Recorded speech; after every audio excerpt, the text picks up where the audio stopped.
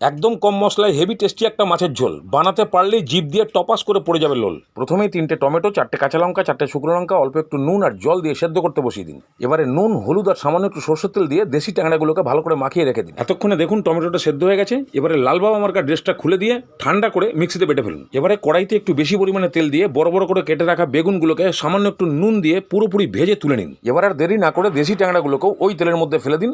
ভালো করে একটু নাড়িয়ে চাড়িয়ে কড়া করে ভেজে তারপরে তুলে নিন। এবারে আসল খেলা চালু। সামান্য সামান্য গোটা জিরে আর কালো জিরে তেলে ফেলে দিয়ে হালকা ভেজে নিন। আচ্ছা, জিরে আর কালো জিরে ভাজার সেন্ট কি নাকে ঢুকছে তাহলে টমেটো পেস্ট দিয়ে দিন। সামান্য একটু হলুদ দিন আর নুন দিন। ভালো করে এটাকে কষতে থাকুন। যখন দেখবেন টমেটোর পেস্ট হালকা শুকিয়ে এসছে আর তেল ছাড়তে শুরু করেছে, তখন প্রয়োজন মতো গরম জল ঢেলে ঝোল বাড়িয়ে ভালো করে ফুটিয়ে দিন। এবারে ভাজা মাছগুলোকে দিয়ে 5 মিনিট ভালো করে ফোটান।